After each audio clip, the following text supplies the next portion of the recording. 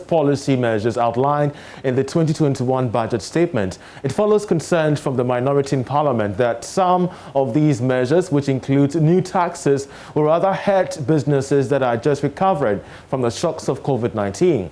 George Rafi sat with the President's representative at the Finance Ministry, Charles Edubuahin, for an exclusive post-budget interview. We listen and get reactions from Ghana's business community.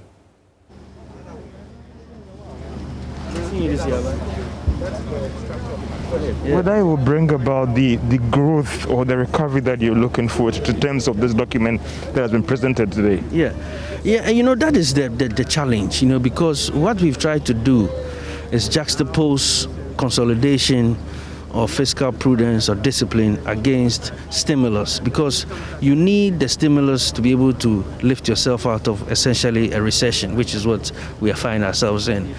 But at the same time, you have a situation where you have elevated debt levels, and you have, because you had to borrow so much last year, that you also you can't afford to spend excessively.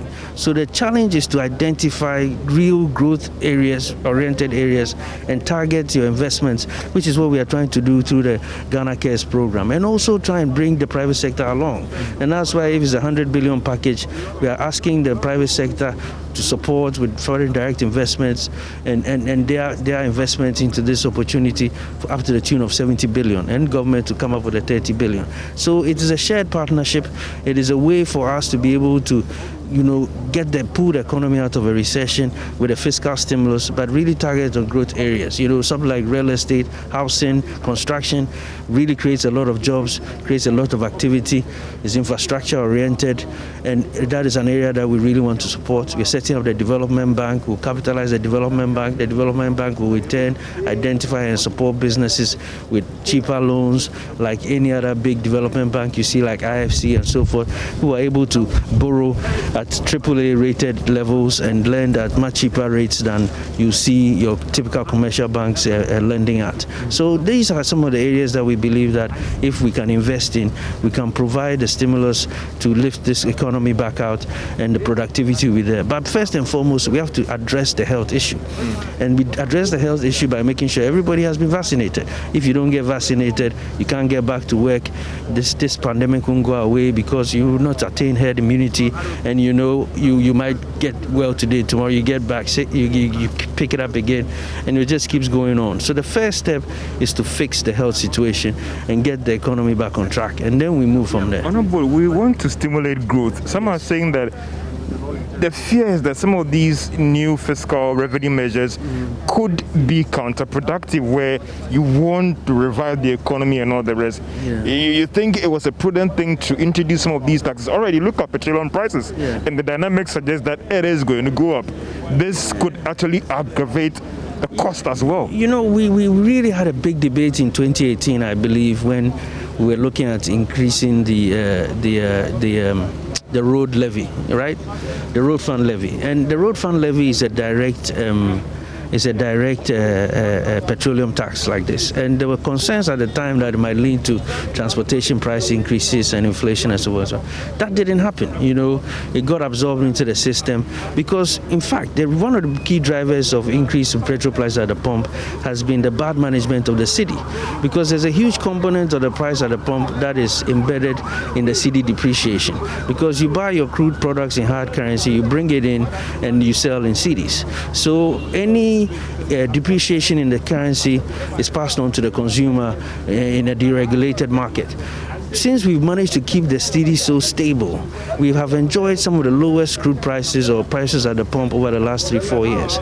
So depending on how astutely you manage the economy, you are able to add on a few pesos onto the price of crude of fuel at the pump, and still will not have that ripple effect in the economy, because your exchange rate is stable, inflation is down.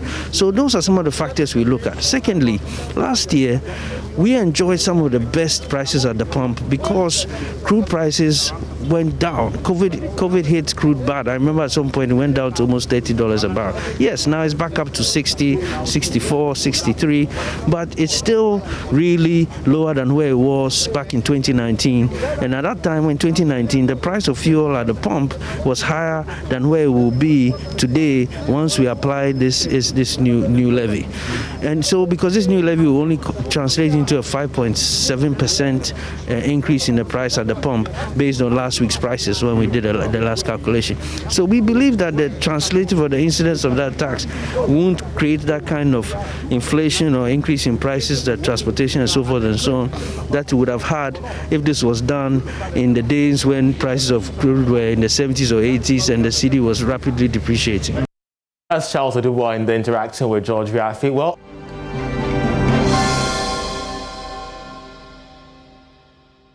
aspects of the budget that matter most to entrepreneurs out there are regarding some provisions of a rebate of about 30% on the income tax due for companies in hotels, restaurants, education, arts and entertainment, as well as travel and tours for the second, third and fourth quarters of this year. There's also been the suspension of quarterly income tax installment payments for the second, third and fourth quarters of 2021 for small businesses using the income tax stamp system. Well, let's bring in the president of the Chamber of Entrepreneurs, Sheriff Ghali, on this development. Sheriff, we're so grateful that he joined us. First of all, did the budget speak to the needs of entrepreneurs? You listened, and of course, you had your own notes picked down. They didn't really meet the needs of entrepreneurs? All right, thank you very much, and good afternoon to all our viewers.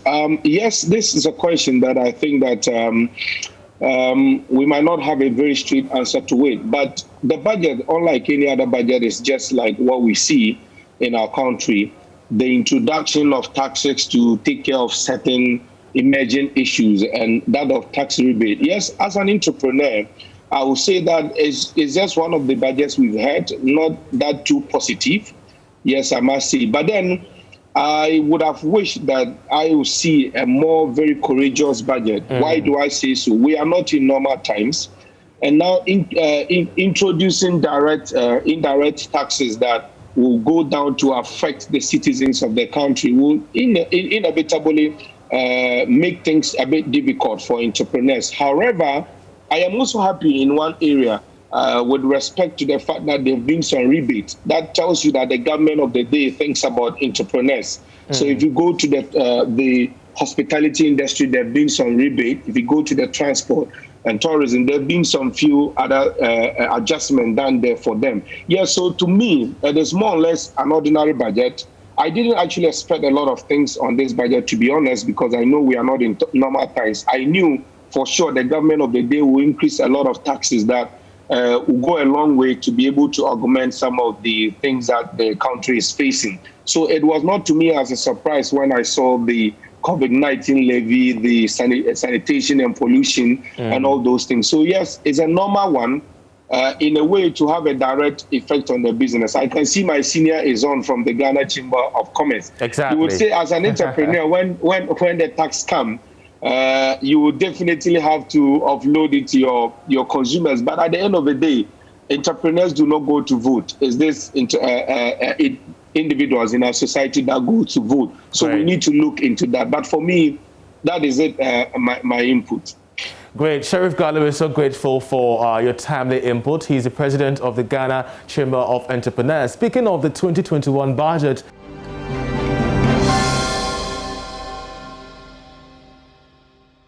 the Ghana National Chamber of Commerce and Industry will be heavy on the presentation this week. They, in partnership with Joy Business, the Bank of Africa, KPMG and other stakeholders, will on Wednesday hold a virtual seminar on the budget, exploring the prospects for recovery, resilience and competitiveness for the private sector. The president of the Chamber, Clement Osei Amoako, joins us via Zoom for more on this. Mr. Amoako, we're so grateful that you joined us. Let's start by getting your views on the highlights of the budget. What stood out for the Chamber?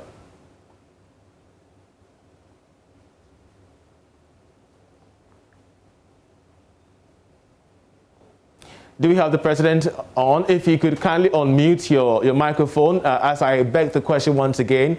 I believe you listened to the budgets, and naturally there are specific highlights of the budget that stood out for the chamber. If you could share some of these highlights with us.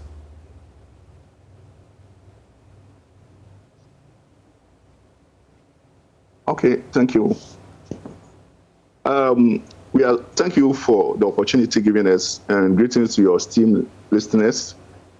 Today we are here to discuss the budget and going to have another meeting on Wednesday to look at the effect on the budget on the entire economy.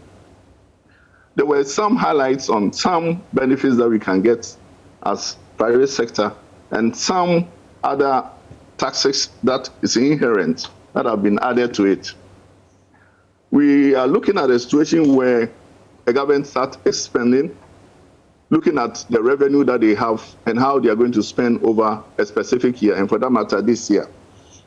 The government constitutes the largest spending of the economy. So as entity, as individual, everybody have to know how the direction of the government in order to be able to adjust ourselves into the budget and look at areas that are fresh in our mind, areas that we have a lot of advantage so that we can harness into that.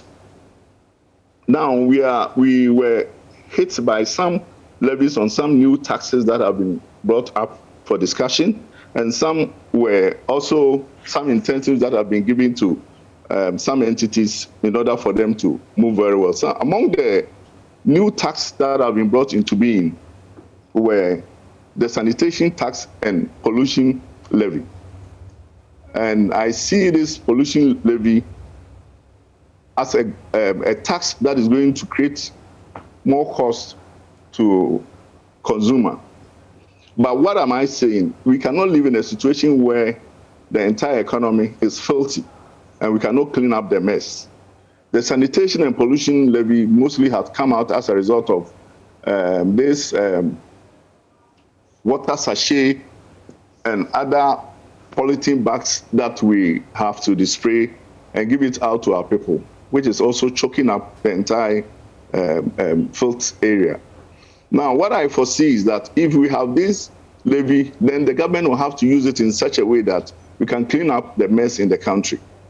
What I'm seeing that will be beneficial to us is that looking at the sachet bottles, rubber that is being spilled out over the country, I'm looking at a situation where the government can take this levy and have every household some water in the bottle in such a way that every household will do away with this sachet that is filtered all over the country. And so that after they have consumed the water, they have the bottles to send to the supermarket where they will be paid for some money, and they pay for the real cost of water. Great. So the chamber is therefore calling for some management of our sanitation regime in the country. But of course, we do know that on Wednesday, Mr. President, we're going to be having a seminar to discuss the budget proper. If you could help us understand the key aspects of the budget that you'll be exploring during this seminar.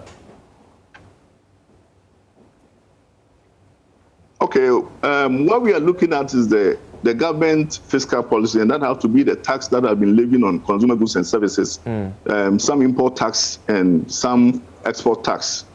We expect that an economy like this that we have gone through the COVID, that the government would come out with a tax regime where it will not be contractionary. In a situation where we have a tax regime when we are with the government, the economy is not doing well, and you saw the GDP growth for last year was not encouraging because of the COVID. We expect that most of the tax should have not been contractionary, but that the government would have opened up a lot of, given a lot of tax waivers. Okay. But the government also needs to spend on some key products and services that we cannot, all that he depends on will be the tax revenue that he gets. And so we are not too much bothered with the tax that have been levied on, but on some specific ones that probably we would want to talk about. All right. We also want to look at how the government is going to spend its money. As individuals, and for that matter, a private sector, when we look at the spending of the government, it will help us also to adjust ourselves into some of the areas that are opportunities. So we are looking at both ones. And we also look at the monetary policy that has to come in with the central bank. All right. What the central bank is also doing to augment the government efforts for the budget for this year. All right. These are the key areas we are trying to look at. So all right. We will advise members, and for that matter, the entire country, to look at areas where there are opportunities to also take advantage of that. All right, Mr. Clement Osei-Amoako, we're so grateful that you joined us. He's the president of the Ghana National Chamber of Commerce and Industry, ahead of this seminar on Wednesday.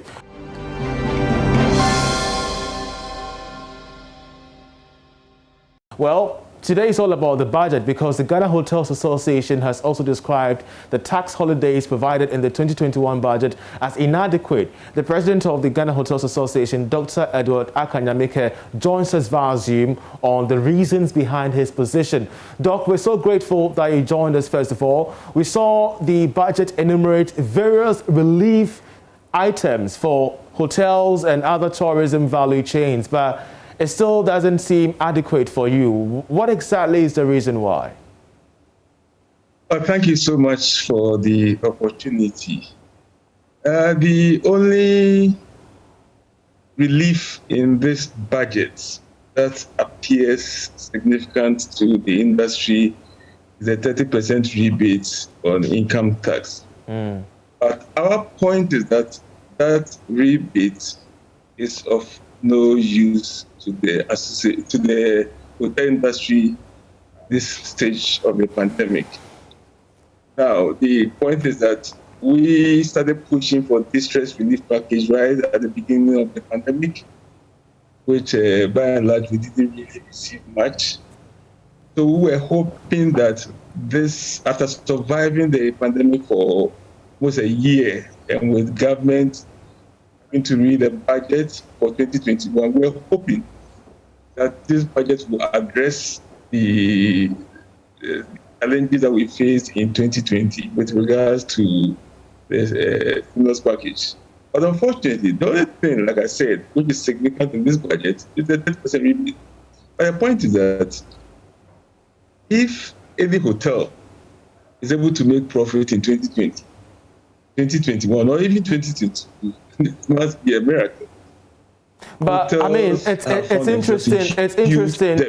It's interesting you make this point, because other aspects across the African globe, Kenya, Nigeria, South Africa, we've seen the hotels industry rather opening up the opportunities that COVID-19 has, slapped their way, despite the challenges they faced, opening up to new profit margins. So is it a situation that the Hoteliers Association needs stimulus as against the need for you people to rather open up to the opportunities there are post-COVID-19? We are doing our best to open up to those opportunities, but let's put it in context. We found ourselves in a situation where we had to dig deep into our pockets, in some cases borrowing to pay salaries of workers during the early stages of the pandemic. And then some of the hotels had also gone for loans in 2019 to refurbish their facilities against 2021 on the back of the year of return. And then some also had credit from vendors and suppliers. And then we also had other taxes that were waiting for us. All of these created huge debts. But is a bailout enough for the hotels industry? Briefly, before you go, do you think a bailout is all you need at this crucial moment? Exactly the point. Because this 30% rebate is based on profit.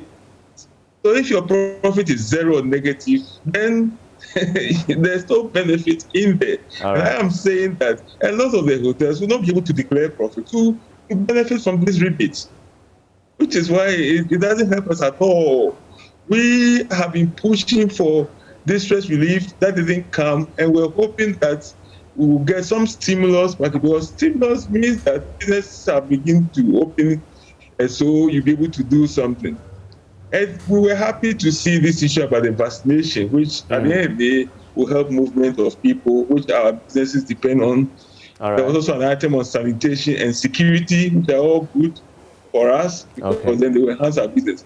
But for now, we are wallowing in debt and we cannot make profit to even benefit from that rebate. And you see, the unfortunate thing is that the sound of it appears like, oh, it's good news for the industry, good news for hoteliers. So we catch the drift. People need a bailout in this uncertain moment. We're so grateful, Dr. Kanyamika, for joining us. He's the president of the Ghana Hoteliers Association, helping us understand where they stand when it comes to the 2021 budget.